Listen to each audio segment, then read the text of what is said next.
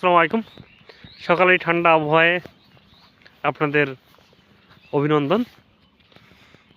আমরা আজকে আসছি একটা ভুট্টার ক্ষেতের সমুদ্রে বলতে পারি আমরা। আমাদের মাঝখানে দুই ভুট্টা ক্ষেতের মাঝখান দিয়ে এলোমেলো রাস্তা, গ্রামের মেঠো পথ। ফজর নামাজ শেষ করে আমরা রওনা দিচ্ছি। মূলত হাঁটতেছি আমরা। আপনাদের সাথে কিছু অভিজ্ঞতা শেয়ার করার চেষ্টা করতেছি যে আসলে গ্রামে কিন্তু আমি গ্রামের শহরে দুই জায়গায় থাকছি। শহরে আমার লাস্ট ঢাকায় 8 বছর, গ্রামে টানা থাকতেছি এই অল্প কিছুদিন ধরে। কিন্তু আমরা সরাসরি গ্রামের বিশাল পার্থক্য আছে। যেমন শহরে প্রচণ্ড রকম হচ্ছে আপনার নাগরিক সুবিধাগুলো পাওয়া যায়, জ্যাম, চিল্লাচিল্লি, মানসিক ব্যস্ততা, শ্রম, টাকার ঝনঝনানি, অনেক কিছু। তো গ্রামে এসে আপনি দেখবেন যে আসলে টাকার ঝনঝনানি নাই, খরচ কম, মানুষের অবস্থা কঠিন। গ্রামের মানুষ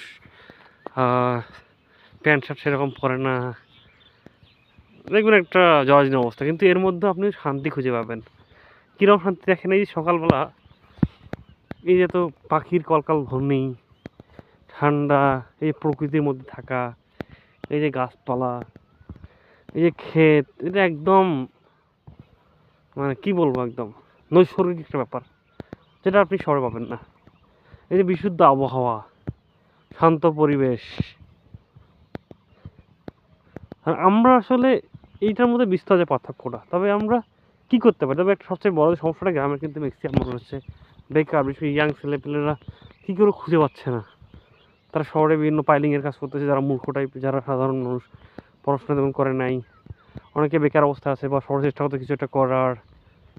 আমরা যদি চাই যে এই যেহেতু আমাদের কাঁচামালগুলো এই জায়গাগুলোতে আছে, গ্রাম কেন্দ্রিক আছে, আমরা যদি গ্রামে উপজেলা ওয়াইজ বা জেলা ওয়াইজ যদি আমাদের এই প্রোডাক্টগুলো থেকে সেকেন্ডারি টার্সিয়ারি লেভেলের প্রোডাক্ট তৈরি করতে পারতাম, তাহলে হয়তো বিশাল একটা সংখ্যা গ্রামেই থাকতে পারতো।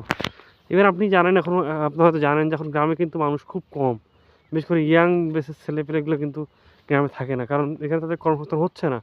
তারা বাধ্য হয়ে বিভিন্ন শহরগুলোতে যাচ্ছে, বিভিন্ন কাজ করার চেষ্টা করতেছে। আমরা যদি তাহলে আমাদের এই যে একটা বাড়তি একটা চাপ শহরে চাপ দিচ্ছে, শহরে জনসংখ্যা বেড়ে যাচ্ছে। ঢাকায় বর্তমান 2 থেকে 3 কোটি মানুষ বাস করে, কি একটা অবস্থায়। কিন্তু গ্রামে আপনি দেখবেন যে বিস্তীর্ণ মানুষ ফাঁকা, প্রতিটা বাড়ি থেকেই 1 থেকে 2 জন লোক বিভিন্ন শহরে বাস করে, শহরে থাকে, কাজের সন্ধানে তারা যাচ্ছে। ঢাকায় এমন কোনো গ্রামের বাড়ি নাই যেখান থেকে লোক ঢাকায় থাকে না বা ঢাকায় কাজ করে না, ঢাকায় যায় না। এখান থেকে যদি আমরা রিভার্স করতে পারতাম, যে আমরা যেহেতু গ্রামে হিউজ জায়গা এখন পর্যন্ত পড়ে আছে, বাড়িগুলোতে বিশাল জায়গা আছে, তাই আমরা চাইলেই এই কাজটা করতে পারি। আমরা চাইলেই হচ্ছে আপনার জেলা ওয়াইজ, উপজেলা ওয়াইজ না পারলে যেখান থেকে আমাদের এই প্রোডাক্টগুলো তৈরি করা যায়, আমাদের যে কাঁচামালগুলো ইউজ করা যায়, সেগুলো চিন্তা করা দরকার। তাহলে আমাদের একই সাথে আমাদের প্রত্যেকটা তৃণমূল পর্যায়ে উন্নতি হবে, একই সাথে মানুষ হচ্ছে আপনার শহরের যে চাপটা অনেকটা কমে যাবে। এছাড়াও যদি আমরা গ্রামে কিন্তু আমার যখন নিজ ফ্যামিলি থাকবে, তখন একটু যদি বেতন কাঠামো কমও হয়, তারপর কিন্তু অনেক পোষায়, কারণ এখানে বাড়ি ভাড়া লাগতেছে না, এবং এক্সট্রা অনেকগুলো কস্টিং যে পরিবেশে থাকার ব্যাপারটা, এটা ইনশিওর হচ্ছে। এগুলো জিনিস আসলে কাজ করা দরকার। আমরা আশা করি যে আমাদের যে সরকার বা যারা নেতৃত্ব ব্যক্তি আছেন, তারা এগুলো নিয়ে কনসার্ন থাকবেন। আমরা আমাদের উন্নয়নটা যখন একটা তৃণমূল পর্যায় থেকে আসবে, তখন ওভারঅল রাষ্ট্রের উন্নতি হবে। সব কিছু যদি শহরকেন্দ্রিক হয়, তাহলে কিন্তু আসলে আমাদের নাগরিক সুবিধাগুলো সব জায়গায় সমভাবে বন্টন হবে না, আমাদের ওভারঅল উন্নয়নটা হবে না। তো দর্শক বৃন্দ, আজকে পর্যন্তই। আমাদের এই যে সুন্দর বাতাস, আপনারা যারা আছেন নিজ নিজ এলাকায়, চেষ্টা করবেন যে নিজস্ব গ্রামে গিয়ে এই সকল সৌন্দর্যগুলো উপভোগ করার। ধন্যবাদ।